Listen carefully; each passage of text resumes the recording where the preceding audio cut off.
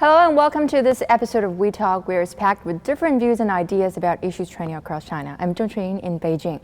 Well, graduation season is in full swing. Young Chinese students are waiting what they hope will be the admission letter from their dream universities after wrapping up their high school education through the infamous Gaokao, or college entrance exam, an exam which virtually every single Chinese has a story to tell, whether good, bad, or indifferent. So for more stories and discussions on Gaokao and Chinese education, we are glad to have Anjiu joining us today. Hi.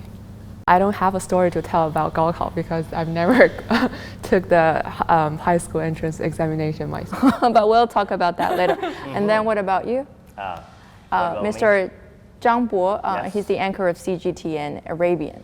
Right? I serve as a CGTN Arabic channels anchor, and I once in a while show up in CGTN English channel as well in previous years. Talking about Gaokao, college entrance examination, I think you select The right person? the right person because both of us didn't took the so-called the formal college entrance examination, but for me, I myself took my own college entrance examination. It's called 小语种单独招生考试, literally could be translated into specially set of examinations. Kind of like a sidebar of. Exactly. Take it in Arabic? Right, I chose the Arabic language and its literature as a major ahead of time, and then I rushed into the final, and then I went. What were the subjects? The three subjects were math, English, and Chinese. And you took math in Arabic? Oh, not really. Oh, okay. Before I studied Arabic, I took the three subjects exams only, and then I was admitted.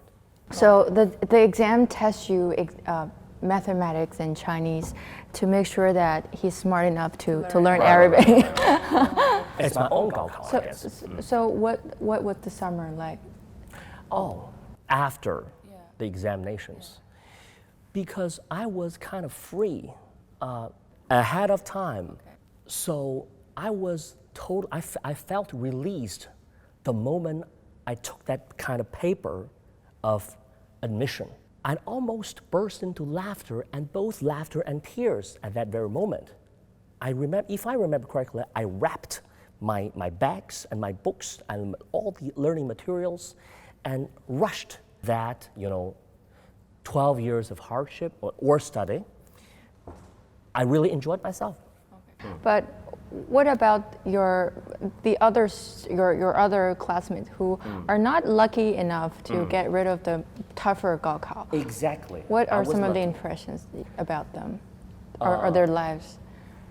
Tension and a lot of being nervous like that, because it was the year of 2003, so which actually resembled the SARS year.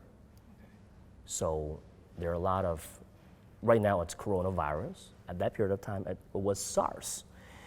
So a lot of tension that actually added a lot of more tension to the students as well as the teacher, as well as all the process related to Gaokao, the series of preparation. So they felt nervous. And what was worse, if I remember right, the problems, the tests were extremely difficult. Oh, really? Compared to previous year's Gaokao. So yeah, that was their story, but I was lucky. You said it right. Okay. Well, what about you? You didn't say Gaokao, but you took SAT instead for U.S. universities. TOEFL, SAT 2. So how do you compare the two different test systems? Like, I think they're very different. First of all, there's only one Gaokao each year, right? But there are like 6, 7, 8 SATs each year you can take. So you have a second, third, fourth chance every year. And second, there are less subjects in SAT. I think right now there are only 2 mandatory subjects, math and reading plus grammar. There's no composition, like it's not mandatory. You can choose to take it, but the full score became, I think, 1,600 It used to be 2,400. So. And also the score you got from SAT test or TOEFL test, that's not the only criteria when it comes to the admission of a college or university. That's is one of the big difference. I think so. There are also like essays, personal statements, interviews, extracurricular activities, Cover letter. legacy stuff, and cover letter, letters of recommendation, like a ton of things you can do in addition of taking the SAT test. Yes, but and for me, I think another very interesting thing about Gaokao that is different from the tests from other countries is that the support a student could gain across the country. You know, construction work, noisy construction work is halted, traffic is diverted, and even ambulances are put on call just to ensure every student could, you know, do the test in as convenient as possible. Right. So why such a test could have such a big impact across China to everyday's life? Because it's like your only chance, isn't it? It's like kind of a public holiday or it's a nationwide event. And she mentioned that quoting it as once in a lifetime chance. I think it's like in Arabic we say silah du haddain, meaning every coin has two sides. The brighter side, it's a good opportunity and chance for most of the people, especially people with no backgrounds, so-called backgrounds. Right. Because for our parents' generation, we believe that we relate a lot excelling at school to the chances of a person's success, in life. And that's why we have to prepare from a very early age. We have to excel at school to perform good at school. And also in our traditional value, we value so much of hard work instead of innate ability. So that's why Chinese students are hardworking, and they work very hard for decades, for years, just to get well in the final exam. I have a question just to pop out. Do you think the college entrance examinations are fair enough to be able to be a qualification for most of the people? Well, there's no absolute fair in this world, I think. I think it's as fair as it can be. Right. Right. There's no fair way. Yeah, we cannot say it's absolutely fair for everyone, but we just cannot, we just hardly sort out a fairer way, a more fair way, right? Especially for those from humble background, as you just mentioned. It's kind of like the only social ladder for them to move up in this I world. agree. I feel like I'm biased, like I'm not the one to say whether Gaokao is important or not, because I'm privileged enough to opt out of it, and my family could support me to go to a college, overseas, and that's why I could afford not taking Gaokao. But what about people who can't afford not taking the exam? Like, I would still say for them it's important, and it's like once in a lifetime opportunity. Yes. Talking about the brighter side, brighter and darker side. Let's talk more about the brighter side now. Like you didn't sit in Gaokao actually, but you did go through the entire 12 years in Chinese education system. So how do you think the Chinese K-12 education prepared you for the higher education abroad? Oh, I think all the Chinese students almost all the Chinese students I knew in the States, they're good at math, and they have higher GPAs, like a 3.7. Maybe an average American kid would think that's pretty high, but for Chinese students, that's like minimum. We definitely have higher standards for ourselves, and we aim for higher grades, and we're good at taking tests. Why do you think we're good at taking tests? Do you think we're born to take tests, or we're born to be better, or as a result of the whole education system. I think, I don't know about others, but I was trained like taking exams, and when I listen to the lecture, I know to listen for the like 重点, for the key key information that might appear on the exam. So you're better at picking up whatever class in the university. But after the exam, I mean I forget most of it like other students do. So, but I think it's trained, being good at taking exams. So what about you? What are some of the strengths or a good sides of the Chinese K-12 education, do you think? The good side, it provides people, students, with ability to get high mark. I think to get a high mark equals a certain very strong ability as well. But I still want to balance this thing because the other day I was live streaming, somehow teaching the viewers and the subscribers ways to crack some kind of 4 or band 4, band 6 English exams. I went, do you rent rooms by the week? You see, I'm not sure whether to stay for a whole month. Yes, the rates are higher though. It's $50 a week, but only $160 per month. Question, how much would the man owe if he rents the room for 3 weeks? The moment I said that, one of the viewers raised his hand and goes, 150. Hey, you don't even speak English. How could you possibly guess it correctly? Because he said, well, I heard 3 and 50.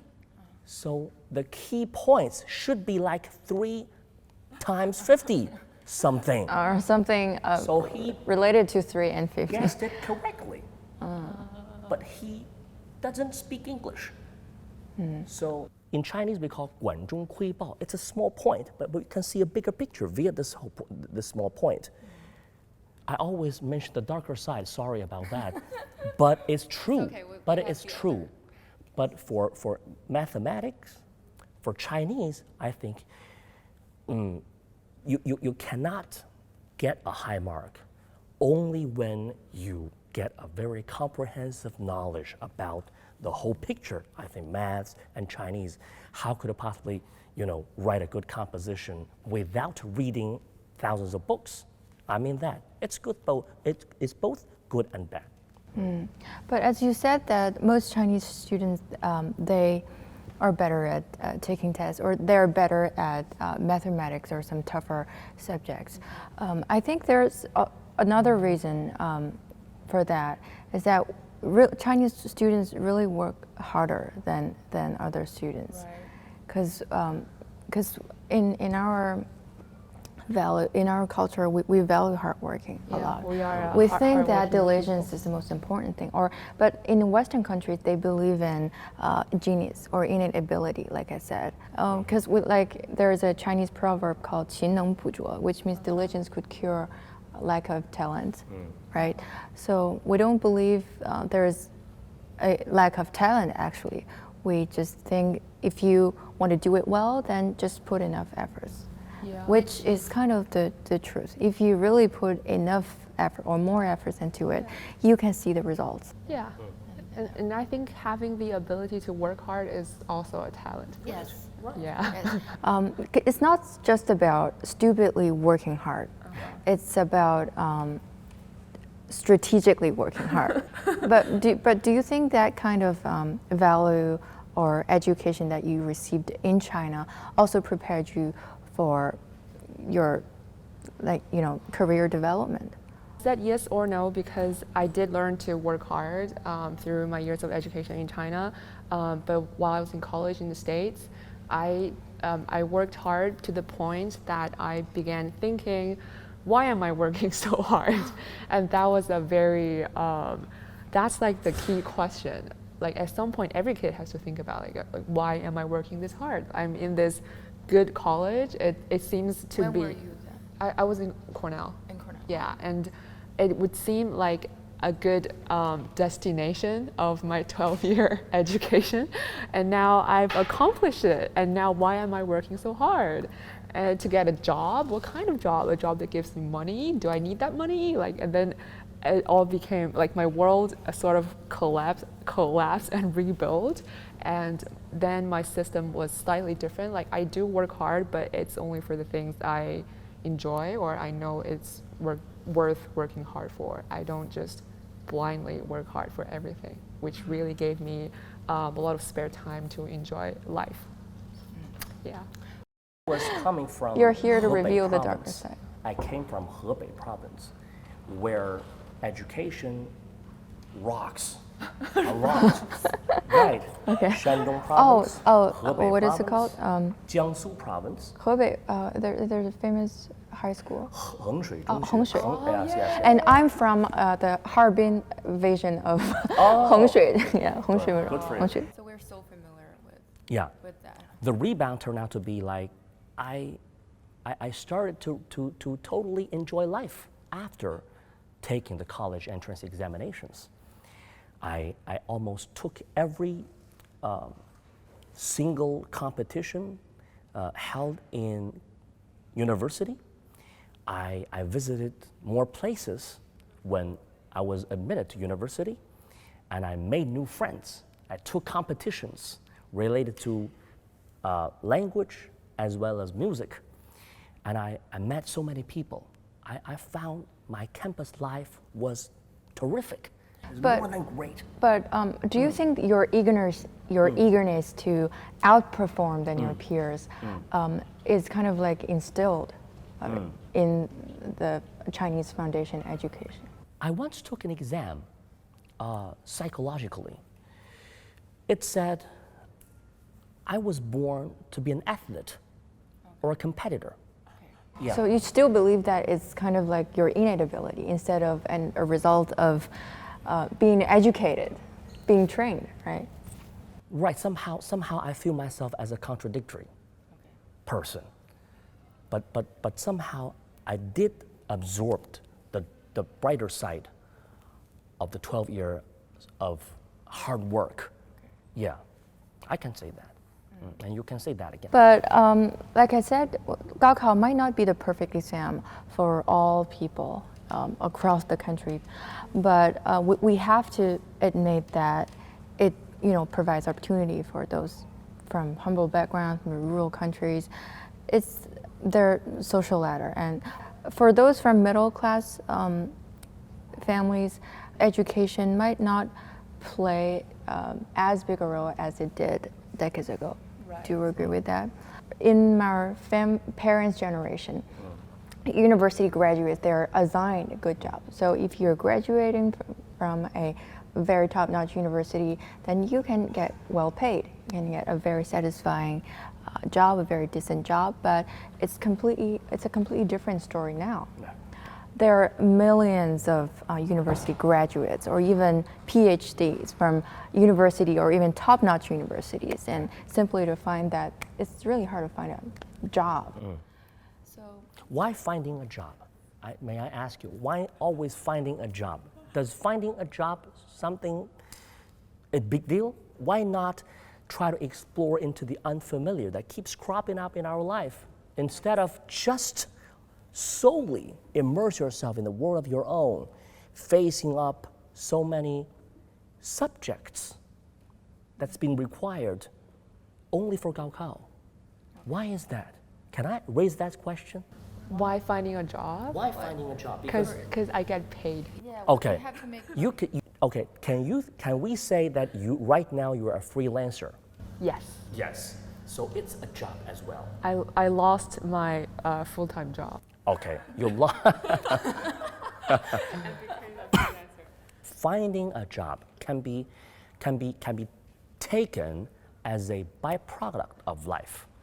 If you enjoy life, if you realize the importance of enjoy life, you could encounter a job instead of finding a job or searching for a So job. here comes My next question. So, do you think that education equals or education still matters that much to a person's career development now? Education matters. Matters, but that not necessarily equals to, right? to occur, what- the chances of success in one's life? I mean, it's never, nothing is ever equal to Right. something. And it couldn't guarantee, right? I can't It guarantee. just can't guarantee. No, but you have a greater chance of getting a better job because some people might just look at the school you're from and be like, "Ooh, you know, you're from that school. You must be very good. You must be very intelligent. Let's hire this kid." And there are like for example, the company I went to my first full-time job in the States, they actually have this Cornell mafia. Like out of a team of 10 people, 6 or 7 were from Cornell, and they hire people from Cornell every year, and that's just the way it is. So I guess going to Cornell did help me secure my first full-time job. But does that make me more qualified than the other students who graduated from other schools? I don't think so. Like the first month, second month after entering that full-time job, I started learning everything new. Like there weren't much knowledge I brought from Cornell that could directly apply to this job. So I would assume any student from any other college who came to this job position would do as well as I did, but I graduated from Cornell and there are alumni all over the office, so they hired me. I guess that's sort of the university privilege that you get when you go to a good university. Yeah, it's kind of like a privilege, or you can say that a good education background can make it easier for you to get access to better jobs, but it does not necessarily guarantee you a perfect career development. Yeah, Right. I agree. Especially, and nowadays there are so many, that society is getting more diversified and we are facing different kind of opportunities. Like you, how do you feel like doing a freelancer or KOL? It's great. Everyone should become a KOL. I actually Tell believe us it. about your job, how fascinating it is. It's just I sometimes this is what the way I want to put it. So sometimes I work until 5, 6, 7 o'clock in the morning working on my materials, my videos, but I don't feel like I'm overworking.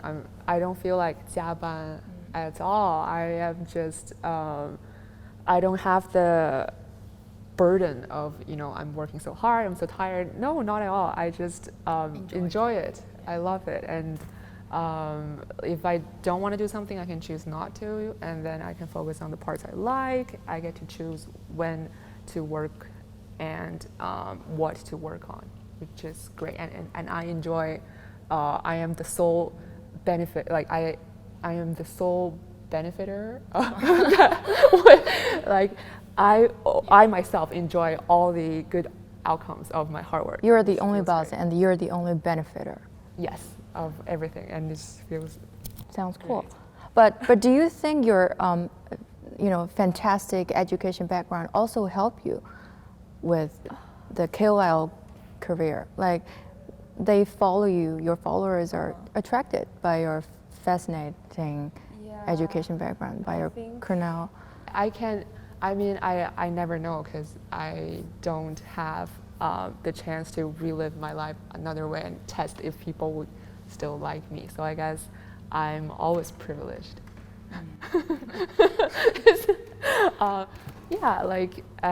It's a part of me, and I think every part of me helped me become this KOL thing.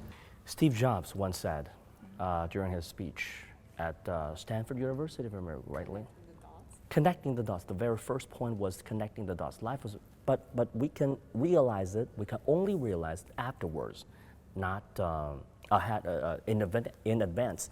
So I think everything we encountered and experienced in the past may, be a big help in the future. So we should, if you're a student, if you're still young, you should study hard. Yes. You should work hard. Definitely. But if you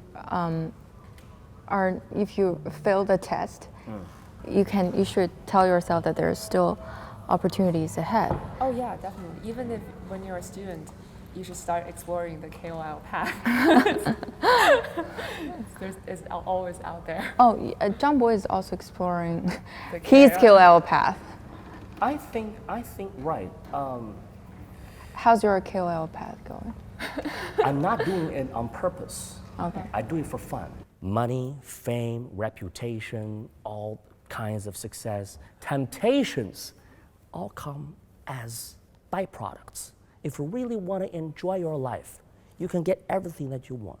So you think money, fame, temptation, they're all byproducts? Just hold your horses, they will come. But what If is you it? really love if you really choose what you love to do. Back in high school, I said to myself, if I didn't get a good grade in mathematics, I would say, these problems don't fit me. It's their fault. It's not mine. Brainwashing He's keep brainwashing. Being Yeah. optimistic. I don't know.